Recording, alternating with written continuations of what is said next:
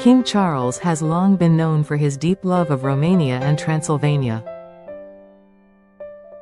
But few people realize just how personal and historic that connection truly runs. The King of England holds a surprising tie to the ruthless 15th-century ruler Vlad III. Vlad III Dracula, the man who directly inspired Bram Stoker's Gothic masterpiece Dracula. Charles is not merely a fan of the region or its folklore. He is a direct descendant of the infamous Wallachian prince through several bloodlines. Genealogical records trace his ancestry back to Vlad Tepes via multiple noble houses. The link runs through the Hungarian and Transylvanian aristocracy of the Middle Ages. King Charles himself has openly acknowledged this startling family connection. In interviews and writings, he has described Vlad as a complex historical figure. He points out that Vlad defended Christendom against Ottoman invasion. His brutal methods earned him the nickname Tepes, meaning the Impaler. Thousands of enemies met gruesome ends on sharpened wooden stakes. Yet Charles emphasizes Vlad's role as a fierce protector of his homeland. The king first visited Transylvania in 1998 during a private trip. He fell in love with the wild Carpathian landscapes almost immediately. Since then he has returned more than a dozen times, often staying for weeks. In 2006 he purchased a traditional Saxon house in the village of Viskry. The property sits in the heart of rural Transylvania, surrounded by meadows. Charles restored the 18th-century home with great care and respect. He uses it as a quiet retreat away from the pressures of royal life. The house reflects his passion for organic farming and heritage preservation. He supports local craftspeople and traditional building techniques. Villagers in Viskry speak warmly of the king's quiet generosity. He funds scholarships for young people and helps maintain historic churches. But the Dracula connection adds an eerie layer to his affection for the region. Bram Stoker never visited Transylvania yet created an enduring myth. He drew heavily on travel books and tales of Vlad the Impaler. Stoker combined Vlad's name with vampire legends already circulating in folklore. The result became one of the most iconic villains in world literature. King Charles has spoken about this intersection of history and fiction. He notes that the real Vlad was far more than a bloodthirsty tyrant. He was a strategic leader fighting for survival in a turbulent era. Still, the king admits the dark reputation makes for compelling storytelling. In 2011, Charles appeared in a documentary exploring his Romanian ties. He walked through misty forests and visited fortified Saxon villages. Cameras captured him discussing Vlad's legacy with local historians. He described the prince as a man shaped by extreme times and pressures. Charles even joked lightly about the family connection during the filming. The moment drew laughter yet underscored the genuine ancestral link. Genealogists confirm the bloodline through the House of Basarab. Vlad III belonged to that dynasty which ruled Wallachia for centuries. Intermarriages with Hungarian, Transylvanian and Polish nobility carried the line forward. Over generations the descent reached European royal houses, including the British one. The connection is distant yet verifiable through careful research. Charles has invested significantly in preserving Transylvania's cultural heritage. He owns several properties now managed as guest houses for visitors. These homes promote sustainable tourism and support rural communities. Prophets help restore medieval churches and protect ancient forests. The king calls Transylvania one of Europe's last truly wild landscapes.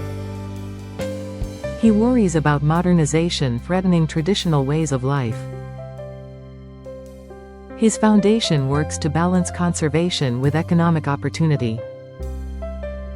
Local shepherds, organic farmers and artisans benefit directly from his efforts. Yet the Dracula shadow continues to fascinate journalists and tourists alike. Every time Charles visits Romania, headlines mention the Impaler link. Some stories exaggerate, calling him a secret stakeholder in Transylvania. The pun plays on both his property ownership and Vlad's infamous method. Charles takes the jokes in stride, often smiling at the clever wordplay. He understands the Gothic allure that draws people to the region.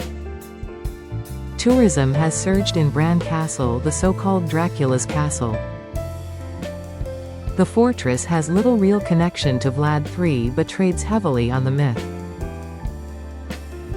Charles prefers quieter villages far from commercialized sites. Viskri Zalampatic and Myklosora remain his favored retreats. There he can walk unnoticed among rolling hills and medieval churches. He plants trees, tends gardens and talks with farmers about the land. These moments recharge him away from the relentless London spotlight. The king has written forewords for books about Transylvanian history. He praises the region's multicultural tapestry of Saxon-Hungarian and Romanian cultures. He highlights centuries of coexistence despite occasional conflicts.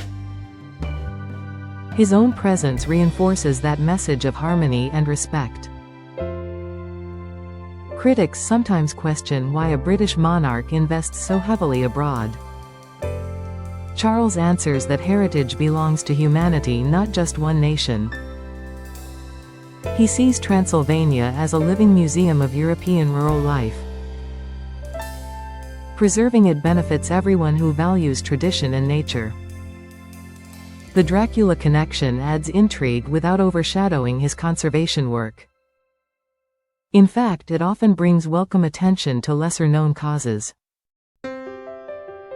Tourists arrive curious about vampires but leave impressed by real heritage.